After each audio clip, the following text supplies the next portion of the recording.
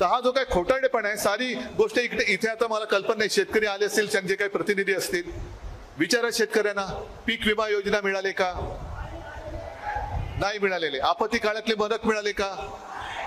बरं, जे मोदीजी बोलले होते की शेतकऱ्याचं उत्पन्न मी दुप्पट करीन, झालंय का? लागवडीचा खर्च वाढला की नाही वाढला? वाढलं ना. खत वाढलं की नाही वाढलं? बियाणं तरी अस्सल मिळतं का? अरे अस्सल बियाणं भाजपामध्येच नाही तर ते तुम्हाला शेतकऱ्यांना काय देत आहे? यांचं बियाणं सगळं बोगस आहे, सगळे बाजूनी बाहेरून घेतात माणसं बियाणं. आज सुद्धा कोणतरी घेतलंय त्यांनी, कारण त्यांना तसं कळलंय की महाराष्ट्रामध्ये मतं पाहिजे असतील तर मोदी या नावावरती मतं मिळू शकत नाही, ठाकरे या नावावरतीच मतं मिळतात. म्हणून बाळासाहेबांचा फोटो चोरला, काही फरक पडत नाही. आज आणखीन एक ठाकरे चोरायचा प्रयत्न करतात. घेऊन जा, मी आणि माझी जनता समोरासमोर आहे, तेवढी मला पुरे आहे.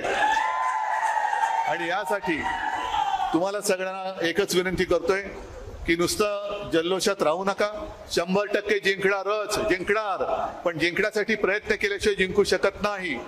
जर शेतकरी असा म्हणाला अरे माझं पीक येणारच, नाही, तसं नाही. जमीन नांगरावी लागेल, तिची मशागत करावी लागेल, बियाणं पेरावं लागेल, मग त्याला पाणी द्यावं लागेल, खत द्यावं लागेल, आणि त्याच्यानंतर पीक उगवणार आहे.